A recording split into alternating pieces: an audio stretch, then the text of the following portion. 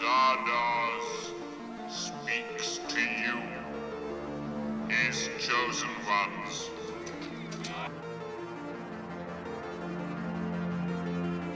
Warning! Zardoz may have a strange effect on the mind, especially if viewed alone. This film has many interpretations. View at your own risk. The Restitutor Orbis channel does not endorse, nor does it discourage the viewing of Zardoz. As always, it is left to the viewer to decide.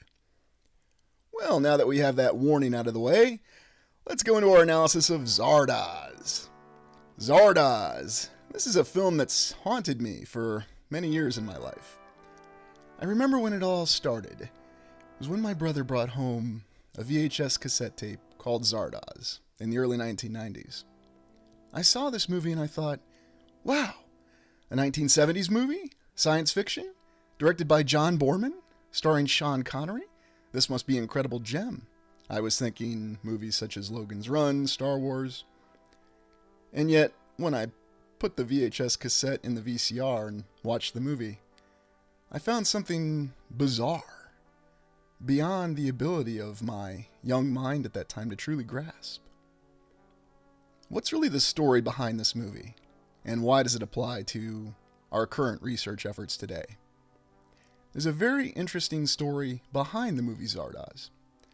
Zardoz was made because of the success of Deliverance, directed by British director John Boorman. Now, yes, that Deliverance, the one with Ned Beatty, where they came across mountain men in Georgia, 4 individuals from Atlanta, and found themselves terrorized. Yes, it had Burt Reynolds in it too. Here's John Boorman. As a result of the success of Deliverance and the efforts of his agent, he was given a large sum of money, well, $1.6 million, perhaps not that much, but basically given money to make a film that he wanted, with total creative control. He also managed to secure the acting efforts of Sean Connery at a bargain discount price, as Sean Connery had starred in the last James Bond film at the time, Diamonds Are Forever, for a rather exorbitant sum, and had trouble finding acting roles or selecting them afterwards. So here we have this genius auteur, and for my UK viewers, I want you to know I have the utmost respect for John Boorman. He gave us Excalibur. There will never be another movie made that truly captures the Arthurian legend the way Excalibur did. So John Boorman deserves credit like that, even if he makes 20 Zardozes. However, we know that John Boorman seems to have some sort of connection with the old world, the myth, and many of the aspects of it because of the fact that he made Excalibur. So here he had resources, Sean Connery, and the ability to make whatever film that he wanted, with total creative control. Zardoz is the film that he gave us. Well, Zardoz starts out with this floating head with this strange colored-in mustache and beard. This is Arthur Frayne. We don't know this at the time, but he's a member of the group of people called the Eternals, a group of scientists and educated elite who are sealed away in the distant future, 2299 to be exact, and they live away from the rest of the world, which has collapsed in an apocalyptic state. Arthur Frayne's floating head explains that the film is going to be about deceptions, and he even gets very, well, we'll just say he breaks the fourth wall towards the end, saying that those of us who view the movie, what's the whole point of filmmaking? It's quite interesting. I've never seen a film started this way. When you look at the costume, if you want to call it that, you realize that you're watching something very interesting. You've combined John Boorman's unrestrained creative drive with this interesting beginning. And then the opening scene where we see a group of brutals. Now this is outside of the area called the Vortex, where the Eternals, which Arthur Frayne is part of, live. And all the people who live outside the Vortex, this sealed off country estate, are called brutals. There's a group of brutals who worship a god called Zardoz, which is where the giant floating head comes from. When we look at the brutals that wear these giant floating head masks, they're considered the exterminators. And the giant floating head is called Zardoz. It is their god. And the brutal exterminators, which are all male, go about controlling the population of other brutals. They are encouraged to kill, and they are given weapons to do so. weapons which come from the giant floating Zardoz head. Except, of course, for this individual, some of them apparently don't wear the masks because I guess they're just that cool and, they don't need to wear the mask and they worship Zardoz in their own way. It's an intriguing start to the film, and there's some very interesting dialogue. I'm not going to share it here, but what it really boils down to is here you see the giant head of Zardoz and the Brutals gathered around, and they worship this as their god, and they follow all of its dictates. And Zardoz, which is controlled by Arthur Frayne, the Eternal, this is his means for maintaining control of what they call the Outlands, or the area outside of the Vortex. And the stone head provides weapons, ammunition, and guidance for these brutal exterminators. They go around killing the population, keeping it in check. However, the dictates start to change, and Zardoz, the godhead here, tells the brutal exterminators that they need to start farming and enslaving other brutals instead of killing them. Well, one of the leaders of the brutals, Zed, played by Sean Connery, does not find this acceptable and believes that Zardoz betrayed them. So Zed decides to stow away with the grain that they provide the Zardoz head to find out exactly where the Zardoz head goes to. Now, we don't know at this point in the movie what's the story behind Zed, the leader of the Brutals played by Sean Connery, but we do find out later. It's intriguing to think that even though this film was a creative mishmash from John Boorman's mind, he managed to maintain some coherence in it, and that's not what we'd expect for a cult film. And let me outline that this is the quintessential cult film. This movie barely made a profit. It did make a profit. However, what is John Boorman really saying in this movie? Apparently, it started off with him wanting to compare two different societies, but this movie actually says a lot more than that. And it starts with Zed stowing away in the Zardoz head with the grain that they're providing for the Eternals who live in the Vortex. Now, we don't understand the nature of the Eternals. We've only been introduced to Arthur Frayne, who is the individual who runs the Zardoz head, and he also manages the Outlands, where the Brutals all live. But we already see this interesting division between societies, and now here is within the Vortex, the country estate that the Eternals live in. What we don't know at this time is that the Eternals are living in a state of perpetual stagnancy. They have been sealed off for 300 years, there is a force field around their country estate, and you see an interesting mixture of old world architecture with some small pyramids, and what appears to be advanced technology. And you also see the bizarre costumes that the Eternals are in. Let me know in the comments what you think about those costumes. And believe me, this film has some very intriguing costumes, to say the least. It's part of its cult appeal, I suppose. However, we see that the Eternals are living in a stagnant society. What we find out is that the Eternals cannot die, and if they do die, they are resurrected in a new body with the same memories. Also, the Eternals live a very meaningless existence. You would think they would be pursuing knowledge or have some other purpose, and yet they do not. And after 300 years of living this way, their society has deteriorated. And here's a group of Eternals practicing one of their meditation rituals, which in the film, meditation has replaced sleep. There is no need for procreation, and so the men are all impotent. Now, in the commentary, John Boorman says something about a matriarchal society, but I don't think that's really what he's displaying here in this film, because there's something else controlling the society of Eternals. And here's a big hint, no, it is not any of the humans as part of their society. These are people who have lost their humanity completely. They have no purpose. They have lost even the basic human functions of sleep and reproduction. And they do capture Zed once he arrives in the Vortex, which is what they call the area that they live in. He does kill Arthur Frayne, although Arthur Frayne is of course resurrected, as every Eternal is, because they cannot die, hence the name. They subject Zed to a variety of psychiatric control, or telekinesis. They seem to have powers which we don't fully understand, and we don't understand what's the source of those powers yet. Interestingly enough, although Zed seems to be completely overmatched, his attitude indicates that he is someone who is still not accepting his situation. He goes around with this individual on the left named Friend and finds that large groups of Eternals have become apathetic. They do not move, they simply stand with blank stares all day long. And since they are no longer part of the society and don't make any sort of bread, they needed to have the Brutals outside of the Vortex provide them food. And that was why Arthur Frayne was directed to have Zardoz tell the Brutal Exterminators to enslave other Brutals and begin farming grain. And that was the event that caused Zed, Sean Connery's character, to rebel. Well, very intriguing that we see that this is the fate of humanity, forced to live in the vortex despite having an eternal life but having lost all purpose. What you see depicted in John Boorman's film is a fate that is far worse than death. People who have lost their purpose, people who have no meaning in life, and this is what happens to them. They're reduced to a state of total catatonia, or total apathy. We also see the same warning in the film Dune by Frank Herbert, and it's for the same cause, because of the presence of artificial intelligence.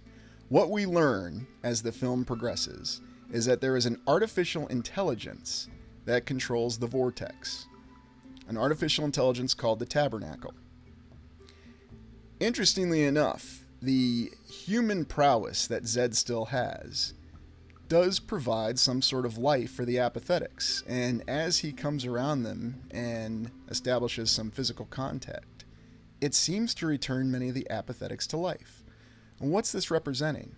This represents the fact that the Brutals, who have a limited lifespan and have purpose in their life, are actually true human beings, unlike the Eternals who have lost their humanity.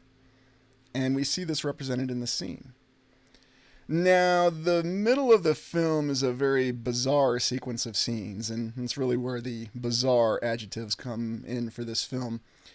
It's intriguing as Zed tries to go through the vortex and figure out exactly what's going on. He's subjected to various hallucinations, and here you have the other main characters of Eternals. This is May on the right, and then Friend in the middle. Something else I didn't mention is that Eternals who try to rebel against their stagnant society are aged, and some of them are kept in a perpetual geriatric state, but they can't die, and that's how they're punished. Well, Zed works with these two to try to find a way to overthrow this stagnant society that's not going on anywhere and is never going to go anywhere, and many of the Eternals simply want to die. However, there are other Eternals who want to continue the system for some reason. May on the right is a very intriguing character. And this is another picture showing the power that the Eternals have and a representation of their connection with the Tabernacle. They don't seem to understand or are really aware of the fact that the Tabernacle is an artificial intelligence. They originally sealed themselves in this vortex as scientific and intellectual elite to escape the apocalypse that was occurring long before the movie started. And here we have the interesting kaleidoscope picture of Sean Connery. Great acting there in that look. As he goes through his personal quest to try to figure out what's the real story behind the vortex and how did it begin. And we also see the power that the Eternals have. And on the left there we see Quincella, who is the main antagonist through the movie, played by Charlotte Rampling. Quincella wants to maintain the status quo within the vortex, and May on the right, her assistant, is actually subversive and wants to end it. We find out that Zed's life has been one of violence and struggle, and yet at the same time, Zed has meaning in his life. He has purpose, and he has a limited lifespan. We see the fact that he contradicts the existence that the Eternals know and understand. Well, as a result of this, he becomes a great threat, and Quincella there wants to have Zed eliminated. But May and Friend, pictured there, want to use Zed to free them from their eternal imprisonment, in which their lives have no meaning. And this is where we see the real struggle of the film. We see that the way the Eternals live their lives truly have no meaning. And I think John Boorman did a perfect job of capturing what that existence would be like. An eternal, meaningless existence. Now, some people will say that there's a bit of a gender division in this movie, and I don't think that's true. I think really what this shows is the dangers of control by artificial intelligence, or really turning over control of our lives to any sentient force that is outside of ourselves. Yes, here's the famous image of Sean Connery in the wedding dress. Not only did John Boorman get Sean Connery for a bargain discount, he also got him to show up in a wedding dress. We find out that Zed was manipulated, or rather educated, with the help of Arthur Frayne, who showed him the knowledge, the fact that Zardoz was actually inspired by the Wizard of Oz. And if you didn't figure that out, that's where the name came from. And Arthur Frayne was merely using a deception similar to the Wizard of Oz. In his education, Zed finds out that the Eternals are not an evolution, they are a de-evolution of human beings. And as you see here on the right, that's what this shows. And whatever your feelings on evolution may be, it shows that while there may not be evolution to a superior state for human beings, there is very clearly the concept of de-evolution. Very interesting that John Boorman managed to get this in this film. That people were forced to live a different existence, and they were de-evolving. Well, Zed manages to figure out that it is an artificial intelligence called the Tabernacle that controls the Vortex, and through a series of very interesting events, which I'm not going to try to explain in this analysis because it's very difficult. You can watch the film, if you're so inclined, and try to come up with your own explanations for how he comes to these conclusions. I will admit, it is a very intriguing series of scenes. But in summary, Zed figures out how to destroy the Tabernacle, and there's a very interesting scene where he tells everyone to stay in his aura. Oh, and you've got to see Sean Connery play that. It's quite interesting. He discovers that the force field that prevents the other brutal exterminators from coming into the vortex can be destroyed by destroying the Tabernacle. And that becomes his main objective. He does manage to finally destroy the Tabernacle, and this brings the force field down. And this is the intriguing scene where he talks to the Tabernacle. Now, after he brings the force field down, he has a conversation with both Friend and Arthur Frayne, and it's one of the most interesting conversations that tells you what the movie's really about.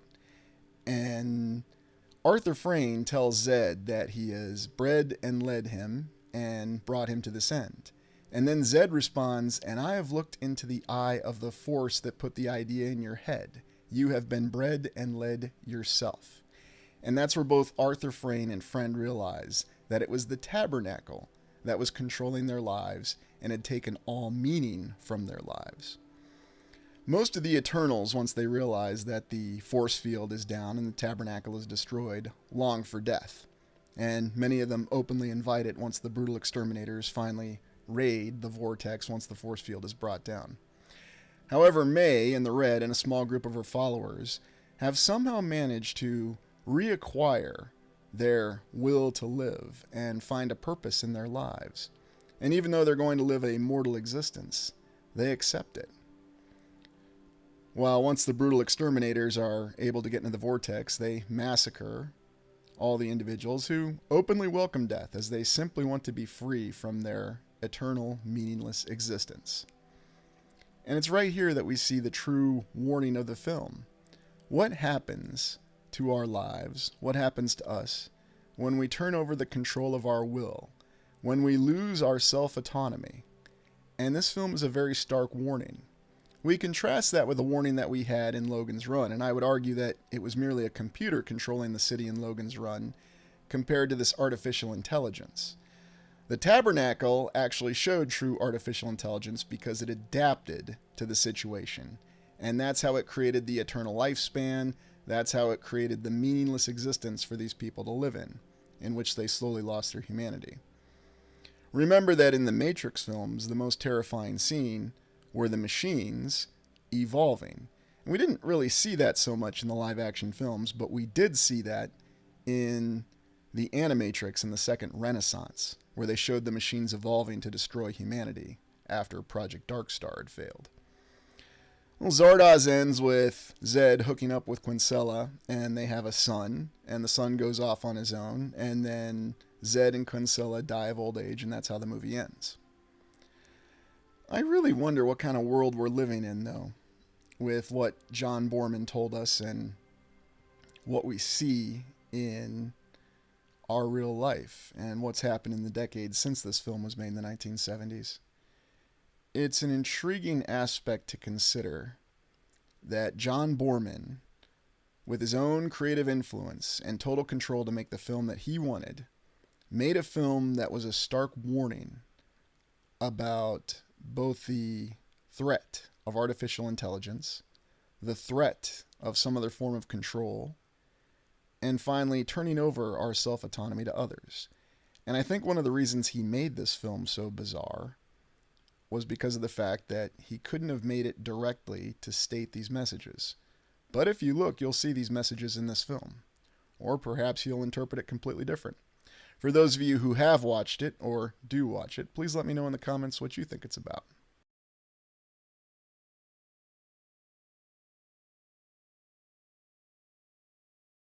Food riot in progress.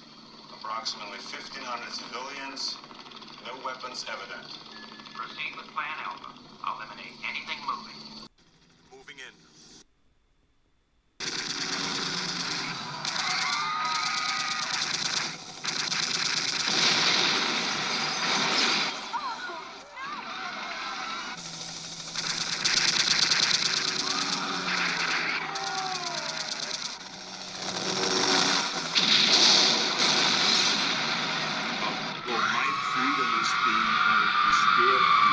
No, screw your freedom.